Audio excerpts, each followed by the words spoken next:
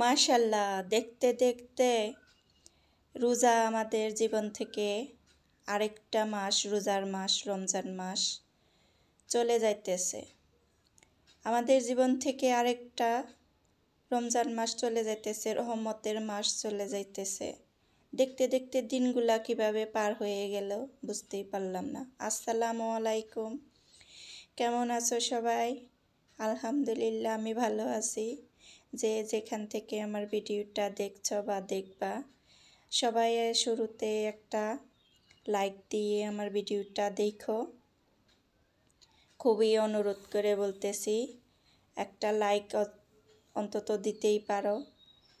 দেখতে দেখতে ভিডিওটা হয়তো ভালো লাগতেও পারে। শেষ পর্যন্ত দেখে যদি কোনো অংশ, কোনো জায়গায় এতটুকু ভালো লেগে যায়, তার জন্য একটা লাইক দিয়ে দিও। এই লাইকের মাধ্যমে আমার ভিডিওটা আরও কয়েকজন দেখতে পারবে, শেয়ার হয়ে যাবে। এই তো আমি কাজ শুরু করে দিছি। সকালবেলা হইলেই তো সকালের কাজ, অনেক ধরনের কাজই থাকে। তার মধ্যে হয়েছে গিয়ে কাপড় চোপড় ধোয়া, ঘর ঝাড়ু দেওয়া, ঘর মোছা, এই তো থালা বাসন ধোয়া। এই তো বুট ছিল না, বুট ভিজিয়ে নিয়েছি। এখন যেগুলা ধোয়া হয়েছে ওগুলা জড়ো করে রাখা হয়েছে, ওগুলা সব গুছিয়ে এক জায়গায় রাখবো। কাজ কি, সকালের কাজ, রোজার দিন খাবার দাবারের নাস্তার কোনো ভেজাল নাই। এগুলা গুছিয়ে টুছিয়ে কিছুক্ষণ রেস্ট করব। রেস্ট করার পরে নামাজ টামাজ পড়তে হয়, আরও অন্যান্য কাজ আছে। একটু শুয়ে থাকলে, একটু শুইলে হয় কি রোজার মাসে আর উঠতে ইচ্ছা করে না, খুবই খারাপ লাগে। তারপরেও একটু শুই, যেহেতু শরীরটাও অনেক খারাপ হয়ে যায় রোজা থেকে। অনেকটা সকালবেলা যদি ধকল যায়, অনেকটা কাজের চাপ থাকে, তাহলে একটু শুই। আর কি, কোরআন তেলাওয়াত করা হয় না। কোরআনটা পড়তে জানি, তারপরেও তেলাওয়াত করা হয় না। অলসতা, এই তো এরকম। আমি চিন্তা করছি, সবাই বলে রোজার মাসে অলসতা নাই, শয়তান মাথায় ঘোরাঘুরি করে না, অনেক চিন্তা ভাবনা দূরে থাকে। তারপরও নামাজে বসলে কিন্তু অনেক চিন্তা মাথায় এসে যায়। এরকম কার কার হয়? আমার তো অনেক চিন্তা মাথায় এসে যায় যে কি করব এই নামাজ পড়ার পরে। এই তো দেখো, আমার দুধ ফুরিয়ে গেছে, গায়ের দুধ আনা হয়েছিল, দুধ ফুরিয়ে গেছে। এখন আবার 4 লিটার দুধ আইনে বোতলে বোতলে ভরে নিতেছি রমজান মাসে আর কি, রাত্রে সেহরির সময় খাওয়ার জন্যে। আর এমনিতে আমি তেমন একটা দুধ অন্য কিছু করি না, একটু সাশ্রয় করার চেষ্টা করি। অনেক কিছু খাইতে ইচ্ছা করে, তারপরেও কিছু করি না। এগুলো এখন ফ্রিজে রাইখে দিব। ফ্রিজে রাইখে নিয়ে তো একটু চুলাটাও ময়লা হয়েছে, চুলাটা একটু পরিষ্কার করে নিতেছি। রান্নার আগে চুলাটা একটু পরিষ্কার করে নিলে চুলার কাছে বসতেও ভালো লাগে, দেখতেও ভালো লাগে। সব সময় আর কি করা হয় না।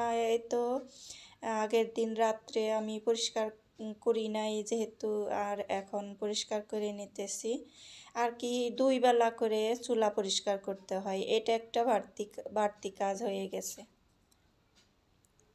আগে যেমন একবার করে দুপুরে রান্না করে চুলাটা মোছা দিলেই হয়ে যেত, এখন এই যে ইফতারের সব কিছু রেডি করে মোছা দিলে, আর পরে যে রান্নাবান্না আছে, ইফতারের পরে রান্নাবান্না করতে হয়, ওগুলা করে নিয়ে পরে আবার চুলাটা মোছা দিতে হয়।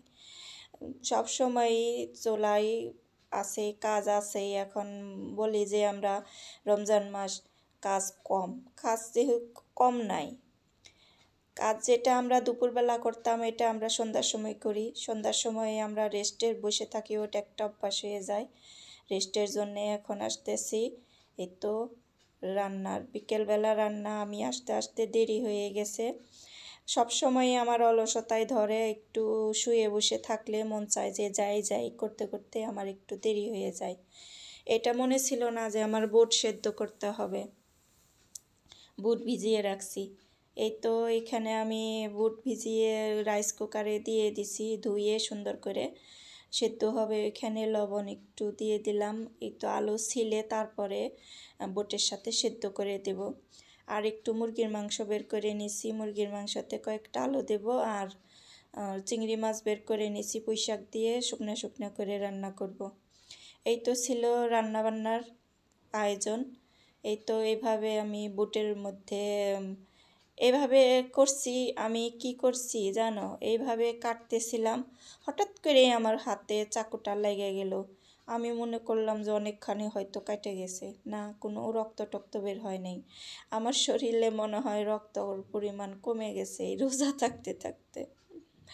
রোজায় আমার শরীরের রক্ত কমে গেছে, আগে একটু কাটলেও রক্ত বের হইতো, এখন এই যে কাটছে তারপরে রক্ত বের হয় নাই, দেখাই নাই আর কি, রক্ত বের হইলে দেখিয়ে দিতাম। এই তো এখন আমি রান্না বান্না চলে আসলাম। এখানে আমি মুরগির মাংসটা রান্না করব। মুরগির মাংসের সাথে খাবে হচ্ছে খিচুড়ি। খিচুড়ি রান্না করব, ভাত রান্না বসাই দিই নাই, চিন্তা করছি যে পরে ভাত বসিয়ে দেব। তারপরে ছেলে আইসা বলে যে একটু খিচুড়ি রান্না করতাম, মুরগির মাংস রান্না করলা, তা খাওয়া যাইতো। রান্না করছি খিচুড়ি, আমার ছেলের এত পছন্দ, এই ইফতারের পরে আমার ছেলে 2বার নিয়ে খাইছে খিচুড়ি, তার জন্যে একটু বেশি করে রান্না করতে হয়। এই তো আমি একটু টমেটো দিয়ে মাংসটা একটু কষিয়ে নেব, তারপরে এর সাথে আলু দিয়ে দেব। আলু দিয়ে তারপরে মাংসটা রান্না করব, তারপরে এটা অন্য পাশে বসিয়ে দিয়ে এখানে পুঁই শাকটা রান্না করব। রান্না করতে বসলে আবার রান্নাটা ঝটপট হয়ে যায়, যদি জোগাড় করা থাকে সব কিছু তাহলে তাড়াতাড়ি হয়ে যায়। রান্না করার একটু অলসতা করলে অনেকটা কাজ পিছিয়ে যায়। আমাদের আবার কি অলসতাই বেশি, আমার ভিতরে হয়তো অলসতা বেশি। আমি কোনো কাজ বা কোনো কিছু করতে গেলে এই যাই বলি, এই যাইতেছি এরকম চিন্তা করতে করতে দেরি হয়ে যায়। পরে চিন্তা করি যে কী জন্যে যে দেরি করলাম, এরকম একটা মানে ব্যাপার হয়ে যায়। আমার মতো কে কে আছো যে অলসতায় ভর্তি, পেট বোঝাই অলসতা? এইখানে আমি মাংসর একটু বুকের মাংস আলাদা করে কেটে রেখে দিয়েছিলাম, বাচ্চাদের জন্য একটু ফ্রাই করে দেব, একটু ছোট ছোট লম্বা লম্বা করে, চিকেন ফিঙ্গার বলে যেগুলা, ওই তো ওইটুকু আর কি ইফতারের প্লেটে 1 পিস করে দিয়ে দিলেই হবে ইফতারের সময়। এই তো এখানে আমি মুরগির মাংসটা একটু ঝোল দিয়ে আবার নাইড়ে সাইড়ে সুন্দর করে এই পাশে রেখে দিয়ে আমি এই পাশে পুঁই শাক, 2টা তরকারি একসাথে বসিয়ে দিছি। খুব তাড়াহুড়া ছিল, এই পাশে আমি রাইস কুকারে খিচুড়ি বসিয়ে দিছি। খিচুড়িতে আরও একটু পানি, আমি রাইস কুকারে খিচুড়ি রান্না করলে আমি বুঝি না কতটুকু পানি দেব। এইখানে আমি ভাজা পোড়ার তেল আসছিল, ওই তেলটা ঢাইলা দিছি। আমি কি রাইস কুকারে কষিয়ে যে রান্না করব কষিয়ে দিতে পারি নাই, অমনিতেই রান্না করে নিছি। অনেকটা সময় লাগে রাইস কুকারে রান্না করতে। এখানে আমার চিংড়ি মাছের পুঁই শাকটাও হয়ে গেছে, অনেক মজা হয়েছিল, পুঁই শাকটা অনেক মজা ছিল। এখানে আমি টমেটো দিয়ে বুট ভাজি করে নেব। বুট ভাজিটা হয়ে গেলে আমার প্রায় রান্না কমপ্লিট। আর ভাজা পোড়া তো ওইটুকু 10-15 মিনিটে ভাজা পোড়া হয়ে যায়, পেঁয়াজও ভাজতেও তো সময় লাগে না। আর চিকেনটা ভাজতেও তেমন একটা সময় লাগে নাই, সে যেহেতু মুরগির মাংস, পোলট্রি মুরগি, ওইটা সেদ্ধ হইতে সময় লাগে না। খাইতেও বেশ লাগছিল, মন বলছিল যে আরও 2-1টা খাওয়া যেত।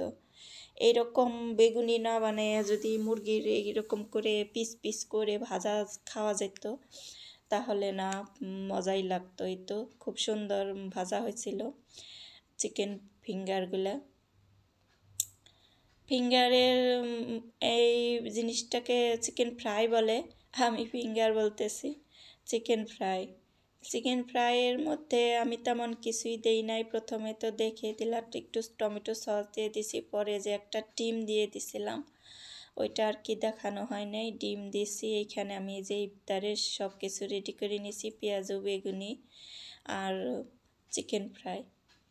এখানে পেঁপে আনছে, পেঁপেটা কাটছি, দেখাইতে পারি নাই, মোবাইলে চার্জ শেষ হয়ে গেছিল, তখন বন্ধ করে নিয়ে চার্জে বসিয়ে দিছিলাম, একবারে বন্ধ হওয়ার জো হয়ে গেছিল। তাই পেঁপেটা আনছে অনেক বড়, পেঁপেটা খাইতেও ভালোই মিষ্টি আসছিল, আর কি মোটামুটি চলে। তারপরে অনেক রাগ করছি যে এই পেঁপেটা কী জন্য নিয়ে এসো, বাচ্চারা একটু পেঁপে খায় না, সব খাইতে হবে আমাদের। তার জন্য একটু রাগ করছি, তার জন্য আমার কথা শুনে আরও বাচ্চাদের উপরে আরও রাগ করছে। এই তো আবারও চুলাটা মোছা দিয়ে আমি তো একটু চা করতে চলে এসেছি। আজকের ভিডিওটা আমার কেমন লাগলো জানিয়ে দিতে পারো কমেন্টের মাধ্যমে। যদি কোনো অংশ কেউ ভাই ও বোন আমার ভিডিওটা দেখে থাকো তাহলে একটা লাইক দিয়ে ভিডিওটা দেখো, আর যদি খুব ভালো লেগে যায় তাহলে সাবস্ক্রাইব করে দিয়ে পাশে থেকে যেতে পারো আমার ভিডিওর সাথে। পরবর্তী ভিডিও দেখার অনুরোধ থাকবে। এই করতে করতে সারাটা দিন, সারাটা মাস, সারাটা রোজা চলে গেল। ভালোই লাগলো, এই তারিখের রোজাটা খারাপ লাগে নাই।